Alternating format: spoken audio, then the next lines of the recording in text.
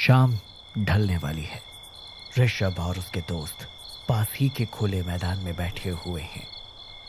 ठंडी के दिन है, इसीलिए सभी दोस्त आग जलाकर बातें कर रहे हैं। ऋषभ, मौसम काफी डरावना है। आज तो वो तुम्हारा किस्सा सुना दो।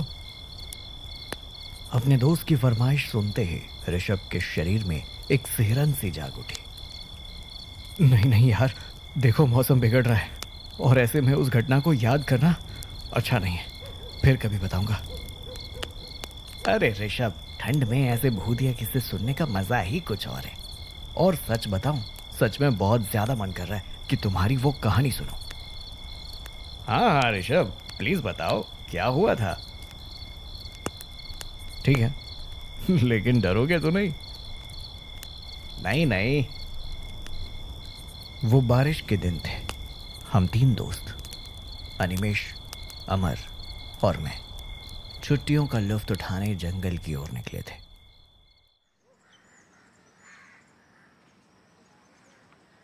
भाई सारा सामान पैक कर लिए। कैंपिंग के लिए टेंट्स हैं, कुछ सूखी लकड़ियां ले लिए जलाने के लिए, और बहुत सारा खाना भी। तू वो तो नहीं भूला?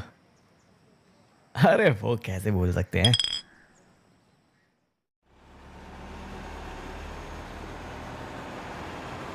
क्या हुआ ऋषभ, इतना खामोश क्यों? कुछ नहीं यार, बस ऐसे ही अंदर से अजीब सा लग रहा है, मानो कुछ गड़बड़ होने वाली है। हमारे साथ ये है तो कैसी गड़बड़?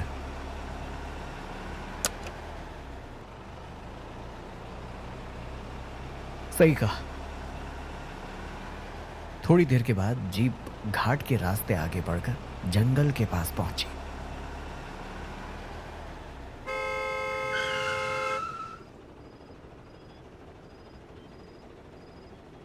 आगे मत जाओ बेटा, आगे खतरा है। कौन सा खतरा बाबा? जानवरों से हम नहीं डरते, यूं ही हमारा रास्ता मत रोको। और वैसे भी खतरा कहाँ नहीं होता। विनाश काले विपरीत बुद्धि। चलो ऋषभ, आ जाते हैं कहीं कहीं से।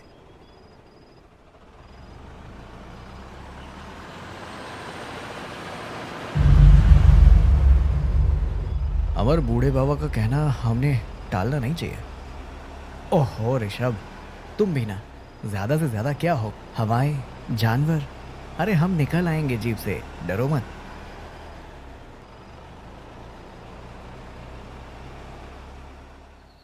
थोड़ी देर बाद वो तीनों खुले मैदान में पहुंचे। उन्होंने कैंप के लिए जगह ढूंढी और कैंप लगा लिया। तीनों बड़े मजे से पार्टी कर रहे थे। तभी अचानक वातावरण बदलने लगा। तेज ठंडी हवाएं चलने लगी, जिसकी वजह से उनकी लगाई हुई आग भी बुझ गई। धीरे धीरे बारिश बढ़ने लगी। हवा इतनी जोर से बहने लगी कि जिसकी वजह से उनके बनाए टेंट्स भी हवा में उड़ गए।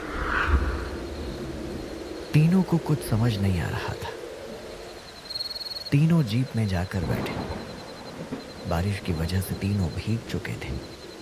इतनी तूफानी बारिश मैंने मेरी जिंदगी में कभी नहीं देखी। हमें कहीं ना कहीं तो रुकने के लिए जगह ढूंढनी पड़ेगी। इतनी तेज बारिश से बाहर रहना खतरे से खाली नहीं है। हाँ, और रात भी बहुत हो गई है। चलो कहीं रुकने का इंतजाम करते हैं। दोस्तों, वो देखो, वहां एक झोपड़ी दिखाई दे रही है। शायद वहां आज रुक सकते हैं।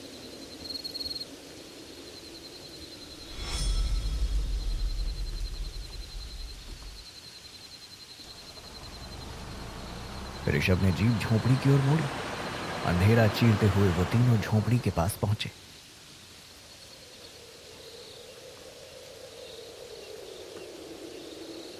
चलो वहां अंदर पूछते हैं। तीनों झोपड़ी के सामने खड़े थे।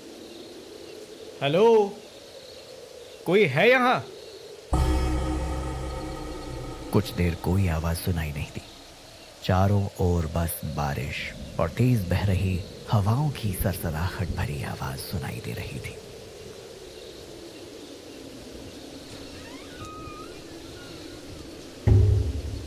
ऋषभ डर से अमर की ओर देखने लगा। भाई, कुछ तो गड़बड़ है। ये दरवाजा अपने आप कैसे खुला है? तभी अचानक एक औरत सामने आई, दिखने में काफी सुंदर, त्वचा इतनी गोरी कि मानो अंधेरे में चमक रही हो। अपने नाजुक अंदाज में उसने पूछा, कौन हो आप? तीनों दोस्त उस औरत को देख हड़बड़ा गए थे। बाहर बहुत बारिश चल रही है और यहाँ आसपास रुकने का कोई ठिकाना नहीं है।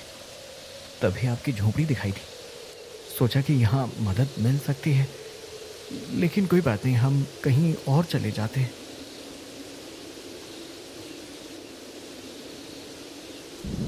रुको, आप यहाँ रुक सकते हैं। तीनों एक दूसरे को देखने लगे। निर्णय लेना काफी कठिन था, लेकिन अकेली औरत और बिन बुलाए 3 लोग, घर में और कोई है या नहीं ये जानने के लिए अमर बोला, आपके घर में कोई है? आपके पिता, भाई या आपके पति? मेरी अभी शादी नहीं हुई, और रही बाकी लोगों की बात, वो अभी आते ही होंगे। तब तक आप यहाँ रुक सकते हो।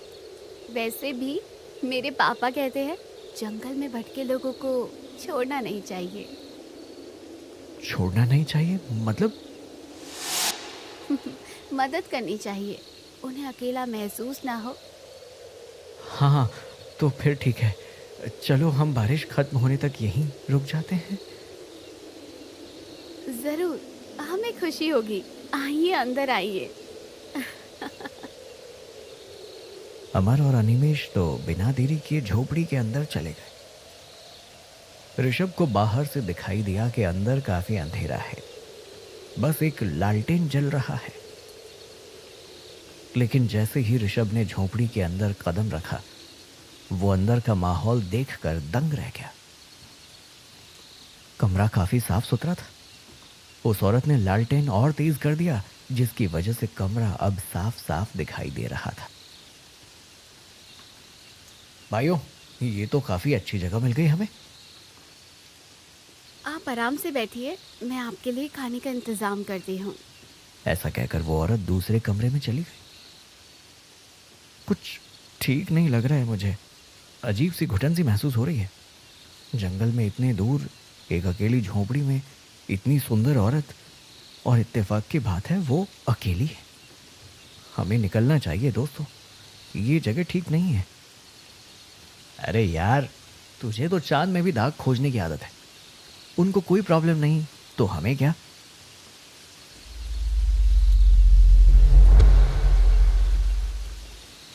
अंदर के कमरे से एक अजीब आवाज आई, जैसे कुछ काटा गया हो।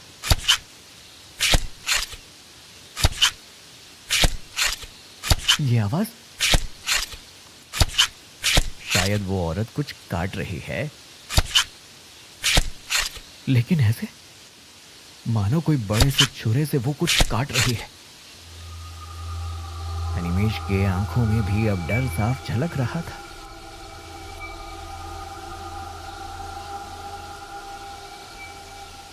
ये लीजिए, भूख लगी होगी ना?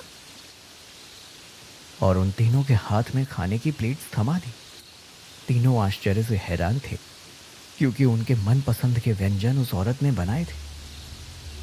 ये तो मेरे फेवरेट पकोड़े हैं और मेरे मनपसंद छोले भटूरे। आहा! ऋषभ तो दंग था, क्योंकि उसके मनपसंद दही भल्ले उस औरत ने बस 5 मिनट में बना दिए थे। ये कैसे हो सकता है? इसको कैसे पता कि हमें क्या चाहिए? मैं पानी लाती हूँ। दोस्तों, ये कुछ अजीब नहीं है। हमारी पसंदीदा चीजें हैं, इसे कैसे पता? और इतनी जल्दी इसने कैसे बना दी? ऋषभ कुछ आगे बोलता, तब तक अमर और अनिमेश ने खाना शुरू कर दिया था। आहा, आह, क्या टेस्ट है! बिल्कुल मेरे मनपसंद होटल जैसी। बिल्कुल सही कहा। दोनों खाने में मगन थे। तभी ऋषभ ने कहा, दोस्तों, मैं जरा बाहर होकर आता हूं। ऐसा कहकर ऋषभ बाहर चला गया। बाहर तेज बारिश चल रही थी। पास ही के एक पेड़ के नीचे ऋषभ पेशाब करने लगा। उसे आसपास की झोंपड़ियों में किसी चीज की सरसराहट सुनाई दी। वो काफी डर गया। क्या हो सकता है? कोई जानवर या फिर? और उसी वक्त एक छोटा सा लड़का ऋषभ के सामने आया। अंधेरे में उसका चेहरा स्पष्ट नहीं दिख रहा था, लेकिन एक गुर्राहट सुनाई दे रही थी।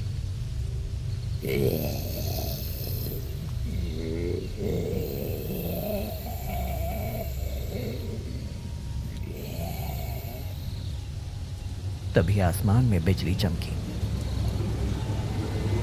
और ऋषभ को वो लड़का साफ साफ दिखाई दिया। उसका भयानक रूप देख ऋषभ के पसीने छूट गए। वो जोर से चिल्लाया।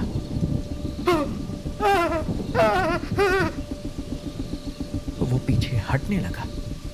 वो किसी चीज से टकरा कर नीचे गिर गया।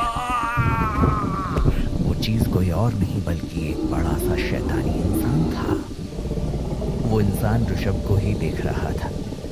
उसका घिनौना चेहरा देखकर ऋषभ के पैरों तले जमीन खिसक गई थी। ऋषभ वहां से भागते हुए झोंपड़ी में पहुंचा। अंदर जाते ही उसने देखा कि कमरा पूरा बदल चुका है। जहां साफ सुथरा था, अब वहां गंदगी है और किसी सड़ चुकी चीज की बदबू आ रही है।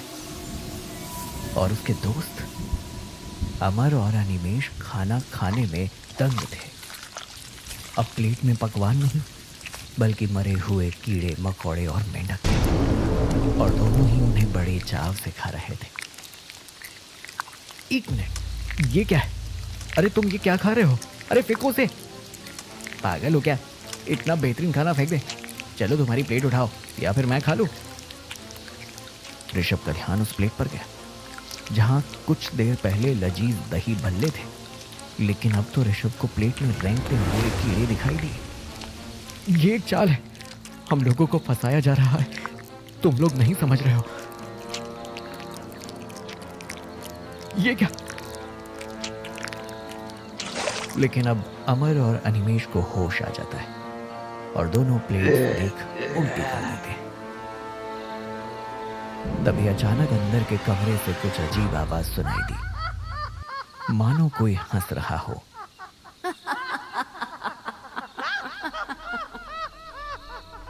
तीनों डरते हुए अंदर के कमरे में झांकते हैं। सामने का दृश्य देखकर उन्हें चक्कर आने लगते हैं। अंदर जमीन पर एक चूल्हा है जिस पर एक बहुत बड़ी कढ़ाई रखी हुई थी और वो औरत उसमें कुछ बना रही थी। कमरे में कंकाल और इंसानी हड्डियां और तांत्रिक साधनाओं की अजीब सी चीजें मौजूद थी। ओहो, अफसोस, सम्मोहन टूट गया। वरना आज तुम तीनों का गर्म खून पीने के लिए मेरे पिता और भाई बाहर कब से राह देख रहे हैं। कोई बात नहीं, सम्मोहन नहीं तो होश में सही, तीनों का शिकार तो होगा ना।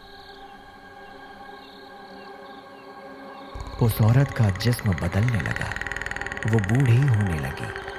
उसका गोरा रंग बदल कर काला होने लगा। चेहरे पर बुढ़ापे की झलक दिखाती झुर्रियां उसको और ज्यादा भयानक दिखा रही थी।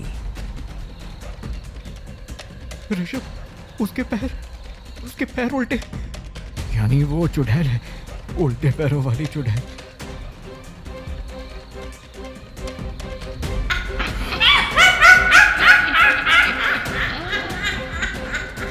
तीनों आगे कुछ सोचते उससे पहले वो चुड़ैल तेजी से उनके तरफ आगे बढ़ी। तीनों घबराकर झोपड़ी के बाहर आ गए और जल्दी से जीप में बैठ कर ऋषभ जीप शुरू करने की कोशिश कर रहा था, लेकिन जीप शुरू होने का नाम नहीं ले रही थी। शायद किसी ने जीप को पीछे से पकड़ रखा था। हाँ, वो वही शैतान था जो ऋषभ को झाड़ियों में दिखाई दिया था। शायद वो चुड़ैल का पिता था और चुड़ैल का छोटा भाई जीप के रूफ पर पागलों की तरह कूद रहा था। कुछ करो ऋषभ, इस तरह तो हम यहाँ से कभी निकल नहीं पाएंगे।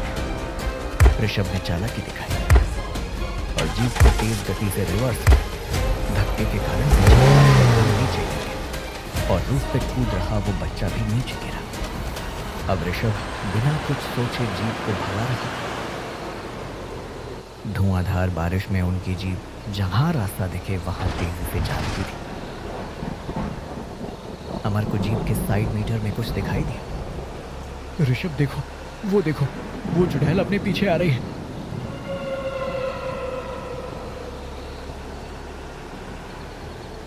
ऋषभ को दिखाई दिया कि वो चुड़ैल अब उल्टे पैरों से भागते हुए उनके जीप का पीछा कर रही थी। वो काफी डरावना दृश्य था। चुड़ैल की गति इतनी तेज थी कि थोड़ी देर में वो जीप के साथ साथ दौड़ने लगी। दोस्तों, शायद ये हमारा आखिरी सफर है, हम नहीं बच पाएंगे। मुझे भी वही लगता है।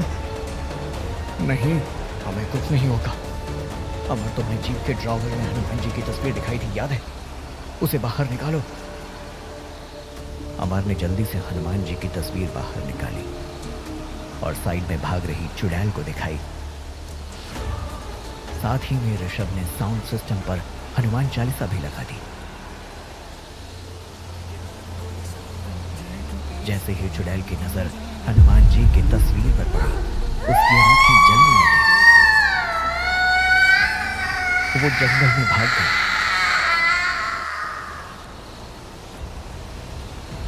कुछ देर के बाद जीप जंगल से निकलकर शहर के रास्ते चलने लगी। तो भाई, ये थी मेरी कहानी।